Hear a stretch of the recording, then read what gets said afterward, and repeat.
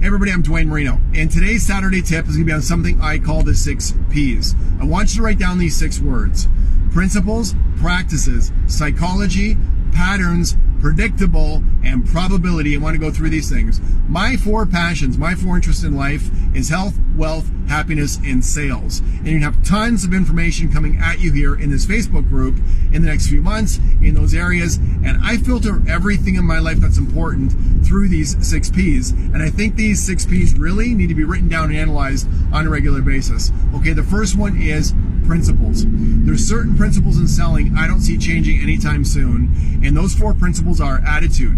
You've got to maintain a great attitude. I've got an entire book on this called Unstoppable Attitude. I'm going to give you some of my hottest ideas on how to make sure you can brush your brains the same way you brush your teeth every day and keep that mind and that nervous system of yours, your emotional system clean, pumped up, and ready to go. The second principle of selling is lead generation. My good friend Joe Girard passed away a few months ago, and he was a master in his era, but all the great salespeople today, all of them are masters at lead generation. It really is the difference between being a closer and being a loser. I'm going to give you some great tips on how to lead generate today, with smartphones being the prominent way to do that. Lead generation is everything to sell, set appointments, create market awareness, and get into people's pipelines and get in their heart. Mind share always precedes wallet share. If you're not in people's minds and hearts, you're not going to get their wallet on mass. So I'm going to go through some awesome lead generation strategies. How's your lead gen doing today? The next one is test drives. I know I've sold some cars, and so have you, without test drives. But test drives are where selection is finalized, where value is built, where the excitement is, created so we can make some money. Test drives are fundamental. Now, I know some people might buy a vehicle without driving. Nobody buys a vehicle without verifying how much it is. You've got to be doing proposals. That's the 4th one. For some reason, salespeople aren't really into doing test drives with everybody. Call it laziness or stupidity or whatever, I don't know. And management sometimes aren't into doing proposals for everybody. Listen, if you're not doing proposals, if you're not doing test drives, if you're not doing lead gen, if you don't have a great attitude, what the fuck are you doing? Because that's the only 4 things you got to worry about in sales.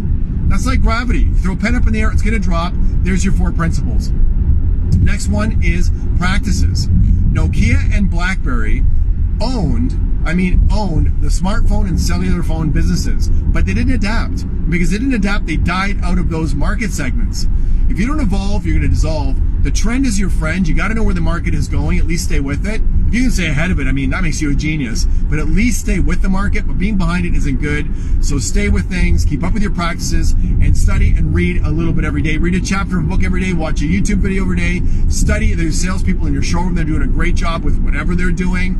But you've got to stay current. The next one is psychology. It's my passion. Psychology is about reading and managing reactions. I can't think of anything more important in our business than to be able to read and manage reactions. It's literally what we do for a living. Study psychology, and the first psychology you got to study and master is yourself.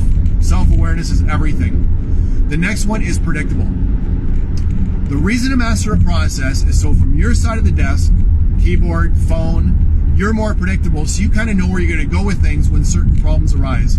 If you're not predictable, we know the client's not going to be. You're both lost. Complete chaos cannot be managed very well. Master a process, whatever that is, so things are predictable for you.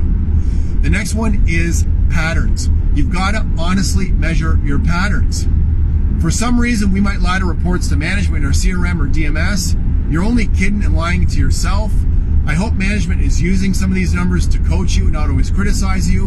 But listen, if you're not honest with your important numbers, and the important things you should track every day, literally in your day planner, is how your attitude was, how much lead gen you did, how many test drives you did, and how many proposals you did. And the more you master everything to do with those 4 areas, the better you do in sales. But patterns and numbers are a lot like a GPS. The benefit over a GPS is it honestly tracks where you are. If you had a dishonest GPS, and it was a pessimistic GPS, and it's always telling you you're a mile further away than you are from where you're supposed to be, you're freaking lost. If you had an optimistic GPS, you're still lost. You're not that close. So the thing with the GPS is it's honest. Can you please honestly measure your important metrics and patterns? Because if you don't, you're not helping yourself, you're not helping management, and you really can't improve unless you honestly measure those numbers. And the last one is probability. The name of the game is improving your odds. It is an odds game. If you do everything in those 4 areas really well, if you really analyze these 6 Ps on a regular basis, your probability is going to go up. If you're off in these areas, your probability is going to go down. So here's the last thing regarding odds. You have to know that some of your best customers sometimes become nightmares if you think they feel that you've taken them for granted or taken advantage of you. That can happen. Sometimes your most difficult customers become your best friends if you suddenly sort of wake them up and earn the respect that they weren't giving you.